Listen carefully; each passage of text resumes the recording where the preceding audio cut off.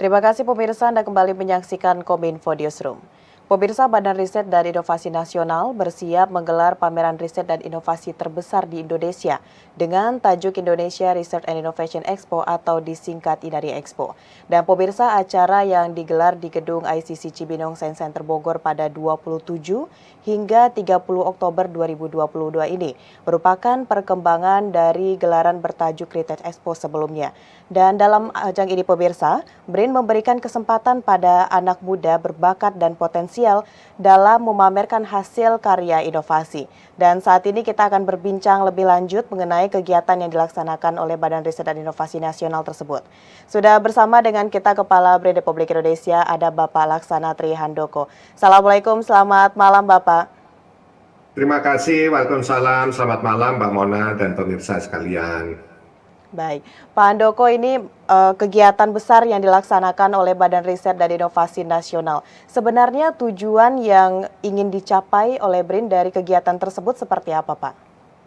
Ya, jadi melalui ajang INARI Expo ini, kami di BRIN ingin memberikan platform platform wadah bagi banyak pihak, tidak hanya para periset, para akademisi, tetapi juga dari industri dan juga adik-adik kita, para periset muda, usia remaja, untuk bisa menampilkan karya-karyanya dan juga bisa berinteraksi dengan banyak pihak lain, sehingga bisa mendorong misalnya kalau dengan industri itu nanti ada hilirisasi, komersialisasi, atau ada kolaborasi dengan berbagai pihak yang lain.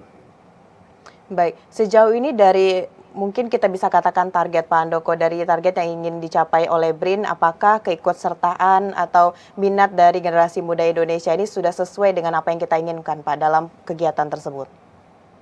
Ya, kalau melihat animo yang kita saksikan pada hari ini misalnya, jadi sejak pembukaan tadi pagi, itu memang animonya luar biasa besar sekali gitu. Padahal ini baru yang pertama gitu ya. Jadi di tahun-tahun mendatang kami berharap itu akan bisa semakin besar dan bisa semakin melibatkan banyak pihak yang lain lagi.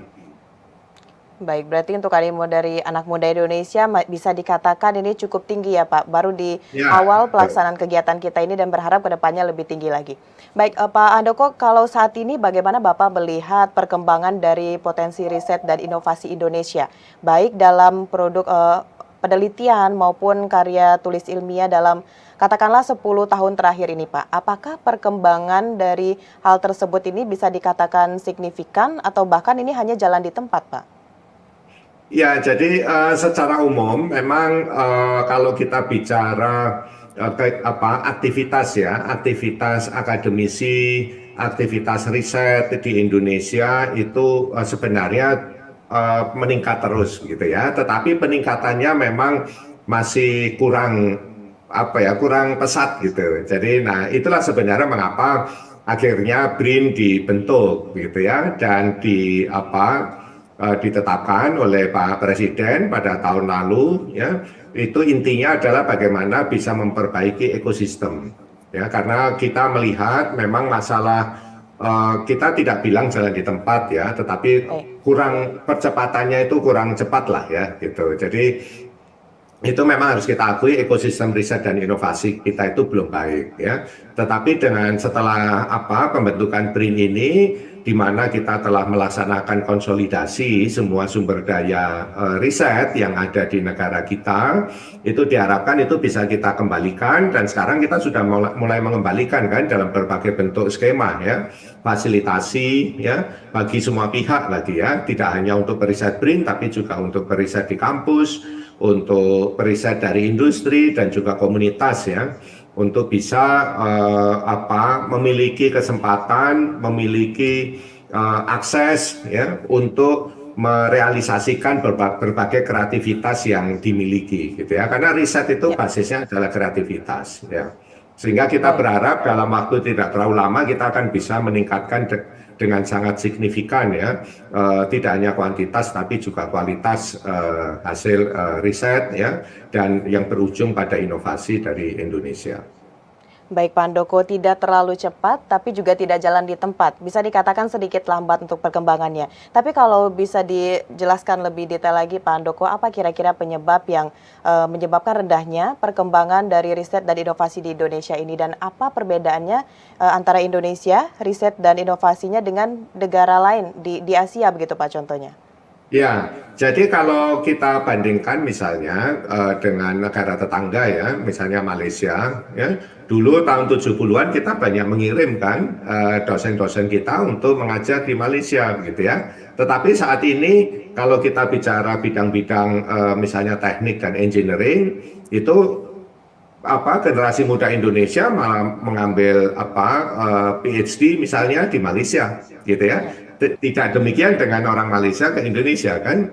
Nah itu sebenarnya secara tidak langsung ya, itu ada salah satu ya bukti empiris bahwa memang kita mengalami ketinggalan ya gitu. Kita tidak jalan di tempat, tetapi Malaysia jauh lebih cepat kira-kira begitu ya peningkatannya. Nah itu yang menjadi hasil introspeksi dan evaluasi diri kita.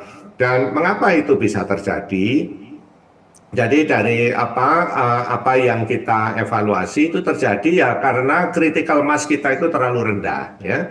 Critical mass itu maksudnya critical mass dari sumber daya risetnya, baik itu sumber daya manusia, sumber daya infrastruktur risetnya maupun sumber daya anggarannya, gitu ya. Karena 3 komponen input riset itu manusia, infrastruktur dan anggaran.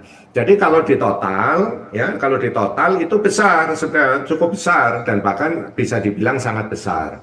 Itu, tetapi pada saat itu kalau kita lihat di setiap institusi, di setiap perguruan tinggi, semua keluhannya sama, tidak punya ini, kurang orang, tidak punya anggaran, itu kan, gitu ya, tidak punya alat dan sebagainya. Ya, itu apa yang menyebabkan itu? Itu karena sumber daya yang besar itu terlalu diecer-ecer, terlalu banyak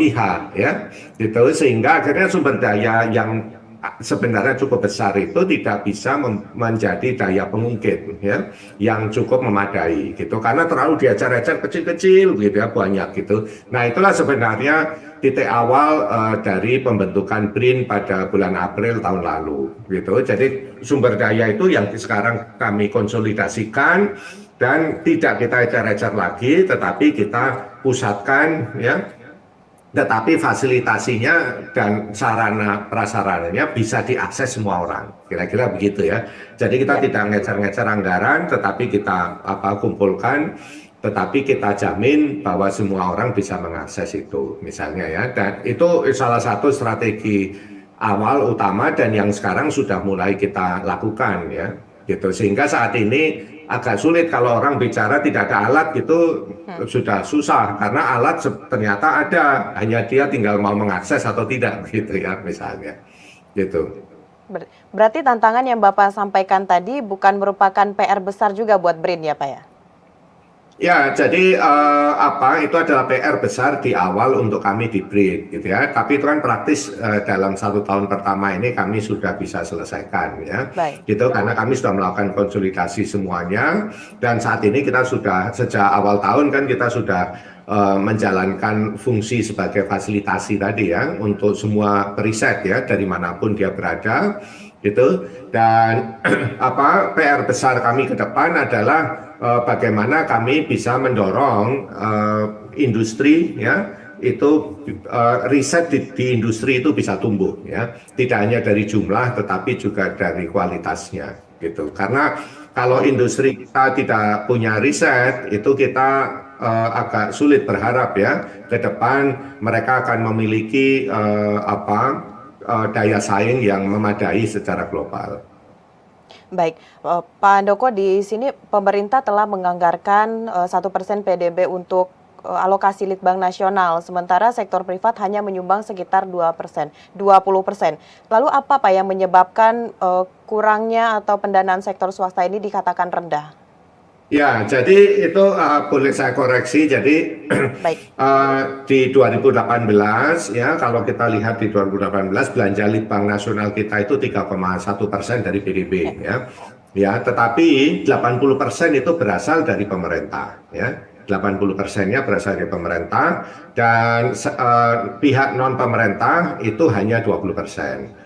Dan itu terbalik dengan fenomena global, ya, standar global itu terbalik. Biasanya pemerintah itu yang 20%, gitu ya. Nah, mengapa itu bisa terjadi seperti itu? Itu tadi yang saya sampaikan di awal, bahwa uh, kita kurang memfasilitasi industri untuk bisa masuk ke riset, ya, dalam konteks pengembangan produk mereka. Gitu, karena memang untuk masuk ke riset itu sangat berisiko.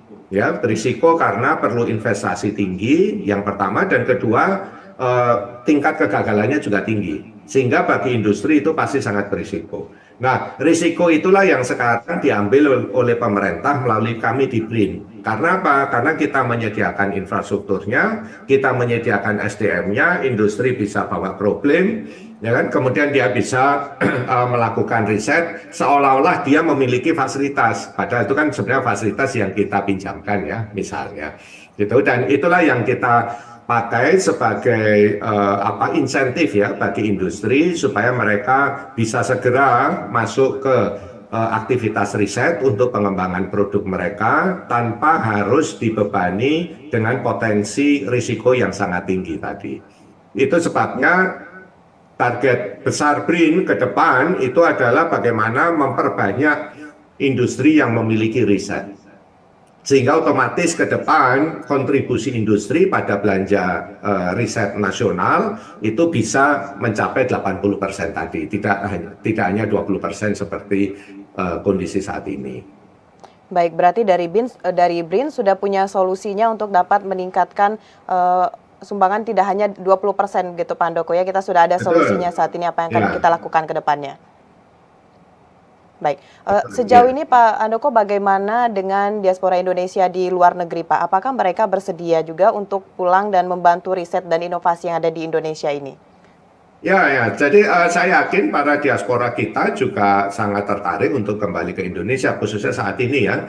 Dan kami di BRIN itu setiap tahun kami membuka lowongan 500 posisi, ya, posisi baik P3K maupun PNS, ya, untuk mereka isi, karena posisi itu adalah posisi dengan minimal kualifikasi S3. Gitu. Dan kami sudah melakukan kalau di BRIN itu sejak tahun lalu, ya, dan kami mendapatkan banyak sekali aplikasi, ya, meskipun belum sampai 500, ya, tetapi setidaknya setiap tahun ratusan orang itu alhamdulillah kembali, ya, ke Indonesia, ya, dan bekerja di BRIN saat ini, gitu. Jadi itu memang menjadi salah satu program BRIN, ya, untuk bisa menjadi wadah, ya, bagi adik-adik kita, ya, generasi muda kita yang sudah sekolah tinggi-tinggi sampai S3 di berbagai negara maupun di dalam negeri, ya, kita sudah menyediakan tempat di mana mereka bisa melanjutkan profesinya, melanjutkan risetnya sesuai dengan bidangnya dan minatnya masing-masing, gitu. Baik, terakhir mungkin bisa Pak Handoko sampaikan juga nih buat teman-teman yang menonton dialog kita pada malam hari ini, bagaimana himbauannya mungkin kepada anak-anak muda Indonesia agar bisa senantiasa melakukan kegiatan-kegiatan riset dan inovasi juga untuk dapat mengembangkan Indonesia dalam sektor yang sudah kita sampaikan dari awal sampai saat ini, Pak.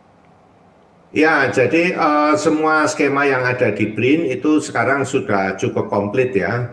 Kami memiliki skema untuk bisa menampung kreativitas, ya, generasi muda kita.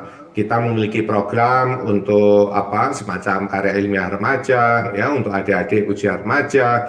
Kami memiliki program untuk mendukung para mahasiswa untuk tugas akhir, ya, mengambil S2, mengambil S3 bahkan, ya, gitu. Dan setelah lulus S3 pun bisa mengambil posisi sebagai postdoctoral fellow di BRIN misalnya, ya. Jadi kita sudah menyiapkan komplit, ya, dan memastikan bahwa Indonesia sebagai negara kita sudah menyiapkan wadah, ya, bagi adik-adik kita yang berminat untuk menjadi akademisi, menjadi periset masa depan, ya, gitu. Jadi tidak hanya selesai sekolah habis itu nanti bingung mau kerja di mana, kira-kira begitu, ya. Dan ya sejauh ini ya kalau kita bicara apa istilahnya standar penghasilan di BRIN ya sudah cukup lumayan lah ya gitu. Jadi apa sudah bisa menurut saya sudah bisa cukup kompetitif ya dibandingkan dengan sektor-sektor yang lain gitu. Ya. Baik, tentunya kita harapkan dengan upaya yang telah dilakukan oleh BRIN, oleh pemerintah saat ini, ke depannya masa depan dari riset dan inovasi Indonesia itu semakin maju dan berkembang. Baik, Pak Laksana Trihandoko, Kepala BRIN Republik Indonesia, terima kasih telah berdialog bersama dengan Kominfo Newsroom pada malam hari ini. Semoga acara Inari Expo yang kita lakukan bisa berjalan lancar dan juga mengundang banyak minat warga Indonesia, khususnya generasi muda. Terima kasih. Terima kasih, Ya, silakan Pak hadir Handoko. ke ya Baik. Inari Expo. Ya. Terima Baik, kasih, kita akan Mbak. hadir Pak melihat bagaimana semua yang telah dipersiapkan oleh BRIN dan juga pihak-pihak untuk menyukseskan kegiatan Inari Expo nantinya. Terima kasih Pak Handoko, selamat malam, selamat melanjutkan aktivitas. Assalamualaikum. Terima kasih Mbak Mona, terima kasih untuk semua. Waalaikumsalam. Baik pemirsa, usai jeda pariwara, kami akan kembali dengan berbagai informasi lainnya. Tetaplah bersama Kominfo Newsroom.